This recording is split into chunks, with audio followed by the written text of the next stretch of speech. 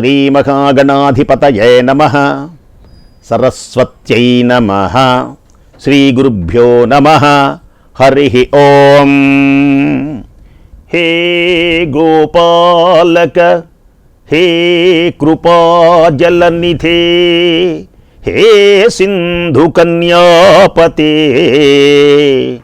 హే కంసాంతక హే గజేంద్ర కరుణాపారీణ హే మాధవ హే రామానుజ హే జగత్రయ గురు హే పుండరీకాక్ష మాం హే గోపీ జననాథ పాలయ పరం జానామి నత్వాం వినా.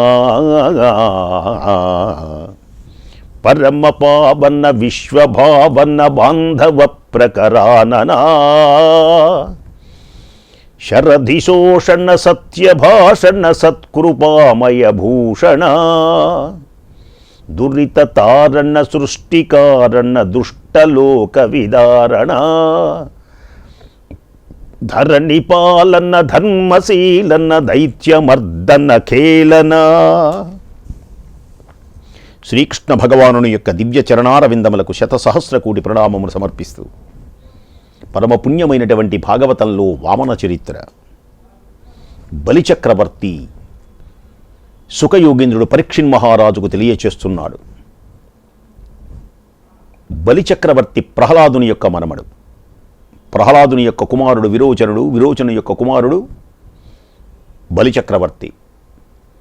ఒకానొక సమయమున దేవేంద్రుని చేత ఓడింపబడి శుక్రాచార్యుని దగ్గరకు వచ్చి విశ్వజిత్ యాగము చేయించాడు శుక్రాచార్యుడు బలిచక్రవర్తి చేత. దానిలో బంగారపు రథం, గుర్రాలు, సూర్యుని యొక్క రథాన్ని లాగుతున్న గుర్రాల లాంటి తేజస్సు కలిగిన గుర్రాలు, అమ్ముల పొదులు రకరకాలు వచ్చినాయి. దానితో శక్తిని పుంజుకొని దేవలోకానికి వెళ్ళి దేవలోకంలో అందరినీ ఆయన విజృంభిస్తూ ఉంటే అతని యొక్క సేనాపతులు కూడా గొప్పవారే, బలపరాక్రమవంతులే. దేవలోకాన్ని ముట్టడించాడు అని తెలుసుకున్నాడు దేవేంద్రుడు. బృహస్పతిని పిలిపించాడు. ప్రళయాగ్నిలా ప్రకాశించేటువంటి అతనిని ఈనాడు మనం జయించలేము ఆచార్యవర్య. తన చేతిలోనే ఓడిపోయి ఈనాడు ఇంతటి శక్తివంతుడై వచ్చాడు. దేవలోకాన్ని ఆక్రమిస్తున్నాడు. ఇతనికి శక్తి ఎలాంటిది? ఇతనికింత శక్తి ఎలా వచ్చింది? ఈ దురాత్ముడు ఎవరి సాయంతో ఇలా వచ్చాడు? వీడిని గెలిచే మార్గమేది? పరాక్రమంతో జయించలేము కదా భావించాడు. అప్పుడు బృహస్పతి దేవేంద్రునితో చెప్పాడు, శత్రువును మనము ఎదిరించలేము.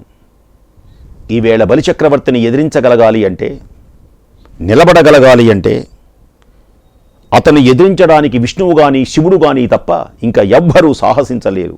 దేవేంద్ర, నీవు ఇప్పుడు రాజధానిని విడిచిపెట్టి ఎక్కడికైనా వెళ్ళటం మంచిది. మరల పగవాడికి కష్టం కలిగినప్పుడు, అతను బలహీనుడైనప్పుడు మరల రాజ్యం సంపాదిద్దాం అని తెలియచేయగానే బృహస్పతి యొక్క మాటలు అనుసరించి దేవేంద్రుడు, దేవతలు అందరూ కూడా స్వర్గాన్ని విడిచిపెట్టి తమకు ఇష్టమైనటువంటి రూపాలు ధరించి అనుకూలమైనటువంటి చోట్లకు వెళ్ళిపోయినారు. బలిచక్రవర్తి పగవారు లేనటువంటి ఆ అమర రాజధానిని అనాయాసంగా ఆక్రమించేశాడు. ముల్లోకాలను వశం చేసుకున్నాడు. ఈ విధంగా విశ్వ విజేత. ఈనాడు బలిచక్రవర్తి విశ్వ విజేత. చాలా కాలం పరిపాలించాడు.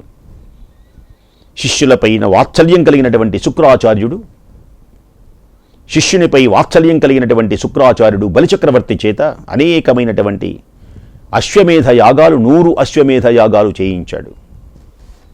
ఇక బలిచక్రవర్తి రాజ్యము ఎలా ఉన్నది అంటే,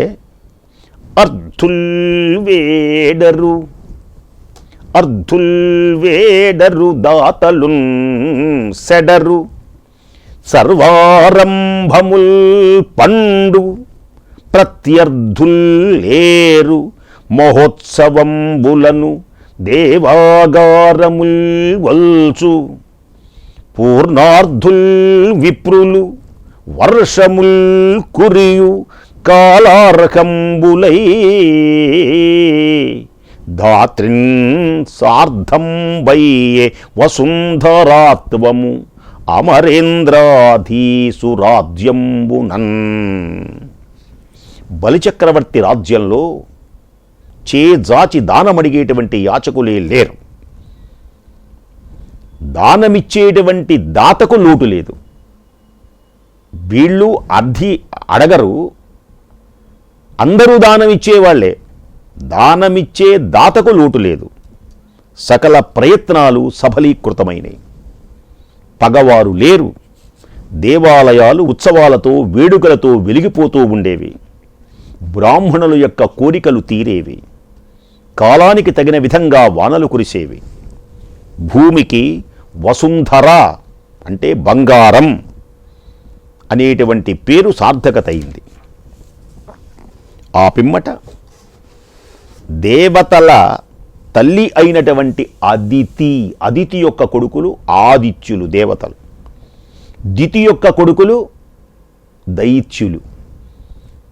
వీరిద్దరూ కశ్యప ప్రజాపతి యొక్క భార్యలే, సవతులే.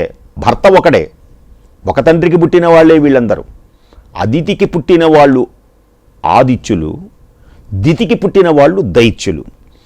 దేవతల తల్లి అయినటువంటి అదితి అమరావతిని రాక్షసులు ఆక్రమించుకోవటం, తన సవతి పిల్లలు ఆక్రమించుకోవటం, తలదాచుకోవడానికి దేవతలు తరలిపోవటం, ఇవన్నీ తలుచుకొని కలకలలాడుతూ ఉండవలసినటువంటి నా కుమారులు ఈనాడు అడవుల పాలైనారే, ఎక్కడ ఉన్నారో కూడా తెలియనటువంటి స్థితిలో ఉన్నారే, దిక్కులేనటువంటి వారైనారని కన్న తల్లి అయినటువంటి అదితి దుఃఖించింది. ఒకనాడు ఆమె కశ్యప ప్రజాపతి తపస్సు చేసుకుంటూ ఉంటే ఆయన దగ్గరకు వెళ్ళింది. కశ్యప ప్రజాపతి తపస్సు చాలించి ఇంటికి వచ్చాడు. అదితి తన భర్తకు చక్కగా పూజలు చేసింది. బాధతో కుందిన ఆమె ముఖాన్ని చూచాడు కశ్యప ప్రజాపతి. సేవ చేసింది, బాధపడుతున్నది తన భార్య. పూర్వంలో పిల్లల దగ్గర ఉండేది, ఇప్పుడు భర్త ఆయన తపస్సుకు వెళ్ళాడు కదా, తపస్సు చాలించి వచ్చాడు, చూచాడు. ఆ మహాత్ముడు ఆమెను చేరదీసి గడ్డం పట్టుకొని ఓదార్చాడు. ఓ కమలాక్షి, ఎందుకు ఇలా బాధపడుతున్నావు అని అడిగాడు కశ్యప ప్రజాపతి అదితిని. తెరువా కళ్యాణి అన్నాడట. తెరువా విప్రులు పూర్ణులే. దీనికని బాధపడుతున్నావు? ఎందుకు ఇలా విచారంగా ఉన్నావు? బ్రాహ్మణులకు ఏ లోటు రావటం లేదు కదా. విప్రులు పూర్ణులే చెల్లగునే దేవార్చన ఆచారముల్. దేవార్చనాచారముల్.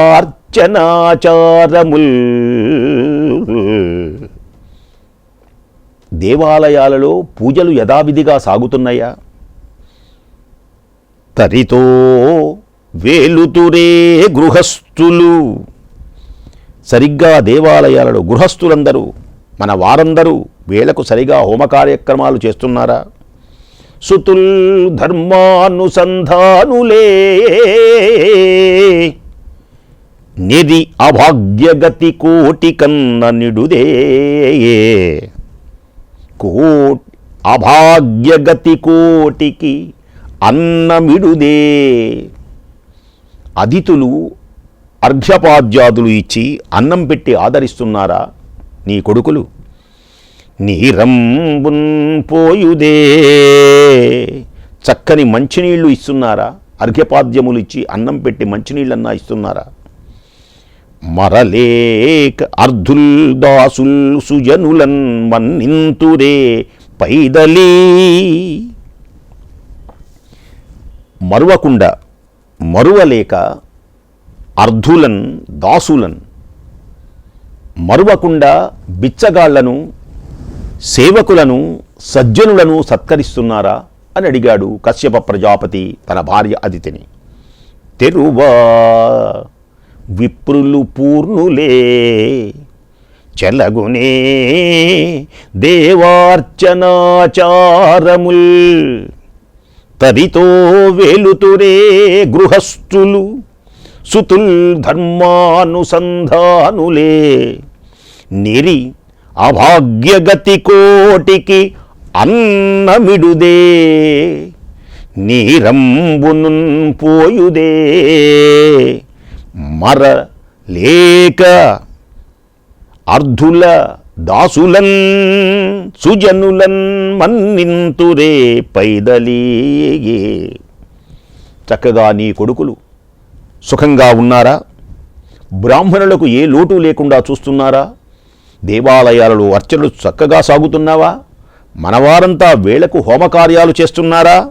కొడుకులు ధర్మ మార్గంలో నడుస్తున్నారా? పేదలను సజ్జనులను గౌరవిస్తున్నారా? భోజనం పెడుతున్నారా అని అడిగాడు. ఇవన్నీ ధర్మాలన్నమాట. ఎవరైనా సరే మన ఇంటికి వచ్చినప్పుడు కాస్త మంచినీళ్ళైనా భోజనమైనా ఇవ్వాలి, గౌరవించాలి, ధర్మకార్యాలు చేయాలి, దైవకార్యాలు చేయాలి. దేనికని? అన్నమైన తక్రమైన తోయంబైన శాకమైన తనకు జరుగు కొలది అతిథి జనులకు అడ్డమీడక ఇడరేని లేమా వారు కలిగి లేనివారు. డబ్బులు ఉన్నాయి, ధనమున్నది, కానీ దరిద్రులే వాళ్ళు. ధనము ఉన్న దరిద్రులు ఉంటారు కొందరు. ఎవరయ్యా అంటే ఒకరికి పెట్టని వాడే, ప్రేమగా పలకరించని వాడే. కాబట్టి అన్నమైనా మజ్జిగైనా నీళ్ళైనా చివరకు కూరగాయలైనా తమకు ఉన్నంతలో అతిథులకు లోపము లేకుండా చేయాలి. భోజనం పెట్టాలి, లేదా మజ్జిగైనా ఇవ్వాలి, మంచినీళ్ళైనా ఇవ్వాలి, ప్రేమగా ఇవ్వాలి. లేకపోతే వాళ్ళు ధనవంతులైనా దరిద్రులే దేవి. కాబట్టి గృహస్థుడైనటువంటి వ్యక్తి అతిథులను గౌరవించాలి. ఎవరికైనా సరే మంచినీళ్ళైనా ఇవ్వాలి, మజ్జిగైనా ఇవ్వాలి. అన్నమైనా మజ్జిగైనా నీళ్ళైనా చివరకు కాయగూరలైనా తమకు ఉన్నంతలో అతిథులకు లేదనకుండా పెట్టాలి. అలా పెట్టకపోతే ధనవంతుడైనా అతడు దరిద్రుడితో సమానమే. ఎంత గొప్ప మాట చెప్పాడో చూడండి. మన ధర్మం ఇదంతా, ఇదే భాగవత ధర్మం.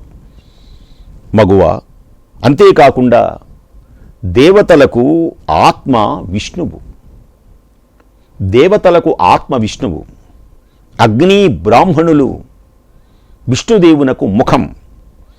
వారిని గనక సంతోషపెడితే, అంటే అగ్ని కార్యములు చేయుట, బ్రాహ్మణులను గౌరవించుడా గనక చేసినట్లయితే విష్ణువు సంతోషపడతాడు. విష్ణువు గనక సంతోషిస్తే అన్ని లోకాలు ఆయన పొట్టలోనే ఉన్నాయి గనక అన్ని లోకములు ఆనందిస్తాయి అని పలికాడు. నీ తనయులు నీ విషయంలో వినయంగా ఉన్నారా అడుగుతున్నాడు కశ్యపుడు అదితిని. గయ్యాళితనంతో నీకు ఎదురు పలకకుండా నడుస్తున్నారా? ఇంటిలో ఇబ్బందులు ఏమీ లేవు గదా? ఈ విధంగా అడిగినటువంటి కశ్యప ప్రజాపతితో అదితి అంటున్నది, స్వామి ఏమి చెప్పేదని బావున ఏడ్చింది. వింటున్నాడు కశ్యపుడు. ప్రేమయొకింతలేక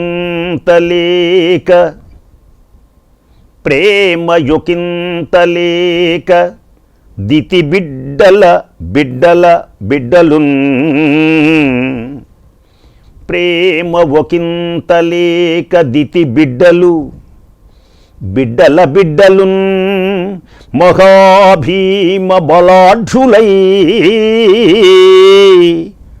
తనదు బిడ్డల నందర త్రోలి సాహసాక్రామిత వైరులయ్యు అమరావతి నేలుచునున్నవారు నీకేమని వింతు హృదయేశ్వరా మేలు తలంచి చూడవే. దితి బిడ్డలు వారి బిడ్డలు, వాళ్ళు సామాన్యుల, అందరూ బలవంతులైనారు స్వామి.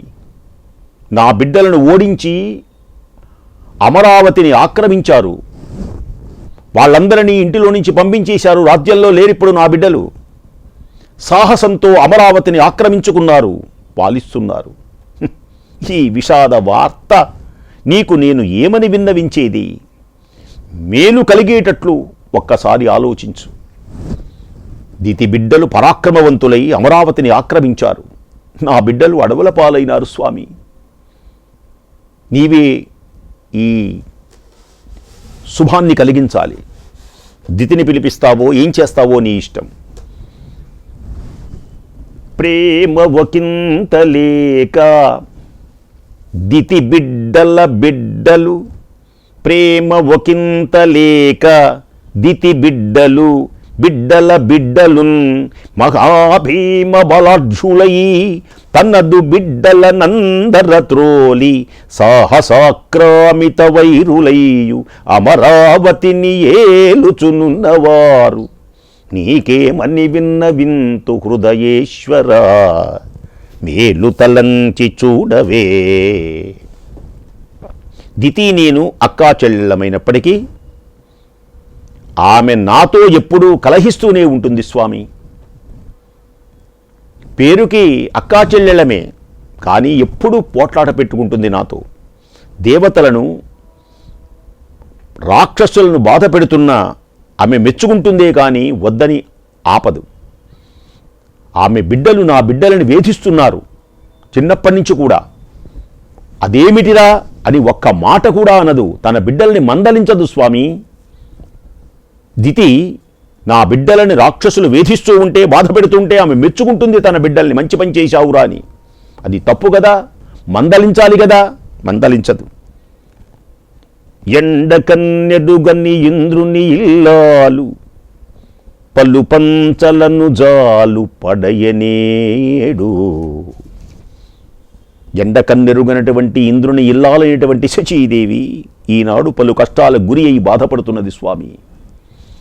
ఎండకన్నెరుగని ఇంద్రుని ఇల్లాలు పలు పంచలను జాలి బడియనేడు.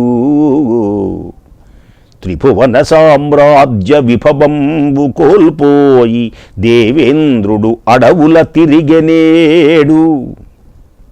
ముల్లోకాలను రాజ్య సంపదను పోగొట్టుకొని ఈనాడు అడవులలో ఇడుములు పడుతున్నాడు ఇంద్రుడు.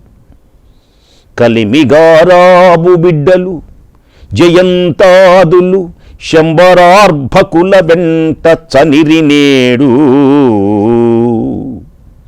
అందమైనటువంటి వారు కలవారి బిడ్డలై అల్లారు ముద్దుగా పెరిగిన జయంతుడు మొదలైనటువంటి వారు ఈనాడు బోయ పిల్లల వెంట తిరుగుతున్నారు స్వామి. అడవులలో తిండి కొరకై తిరుగుతున్నారు. అమరుల కాధారమగు అమరావతి అసురుల కాటపట్టయ్యనేడు.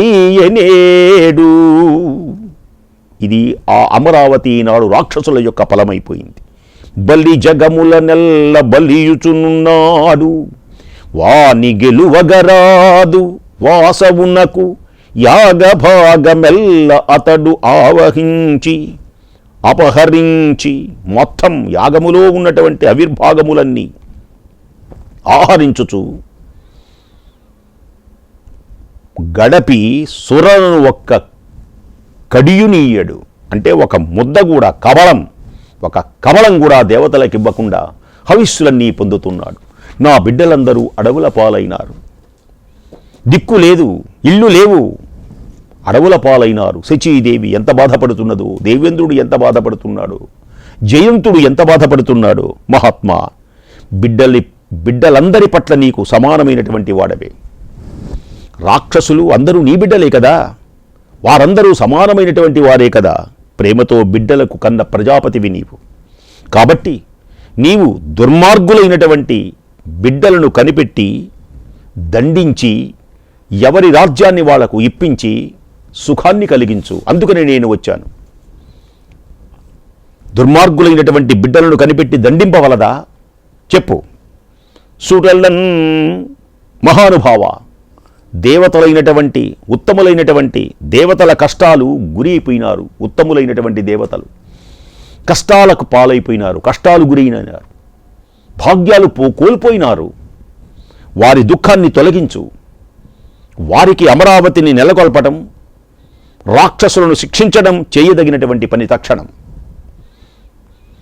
పోగొట్టుకున్నటువంటి రాజ్యాన్ని ఆక్రమించినటువంటి వాళ్ళ తప్పు అని చెప్పు. రాక్షసులను శిక్షించు. అమరావతిలో మరల వీళ్ళందరినీ ఉంచు.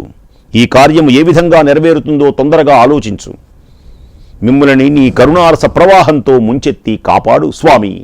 తన భర్తను వేడుకున్నది అదితి. పై విధముగా పలికినటువంటి ప్రియురాలి యొక్క మాటలు విని కశ్యపుడు కాసేపు ఆలోచించాడు. ఓం కళ్ళు మూసుకున్నాడు, చింతించాడు. జ్ఞాన దృష్టితో రాబోయేటువంటి కాలంలో ఉన్నటువంటి సంగతులనని తెలుసుకున్నాడు. ఆయనకు అర్థమైపోయింది ఎందుకు ఇలా జరిగింది, ఏమిటి రాబోయేటువంటి కాలంలో జరిగేటువంటి విశేషములు ఏమిటి మొత్తం తెలుసుకున్నాడు. దేవి చెబుతాను విను.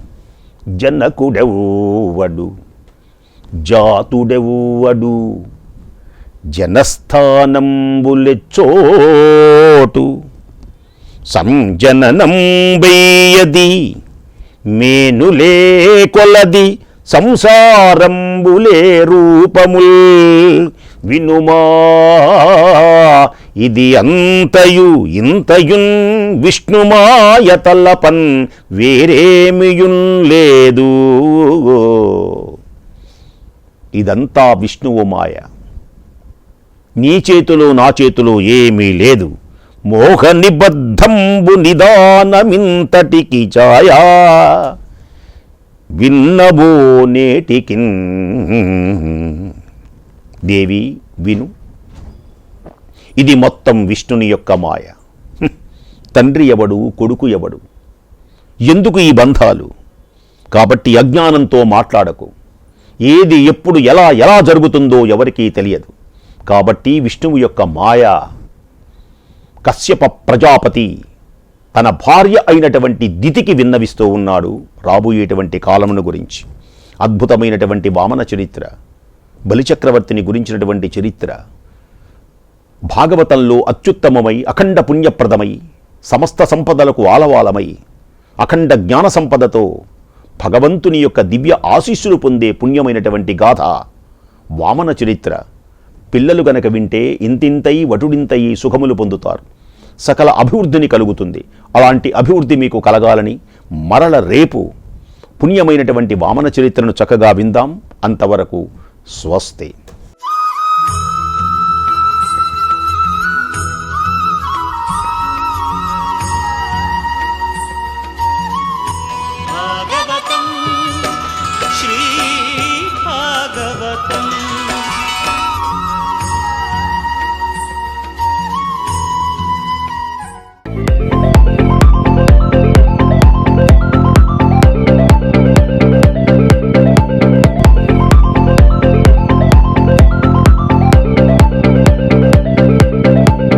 Subscribe to our YouTube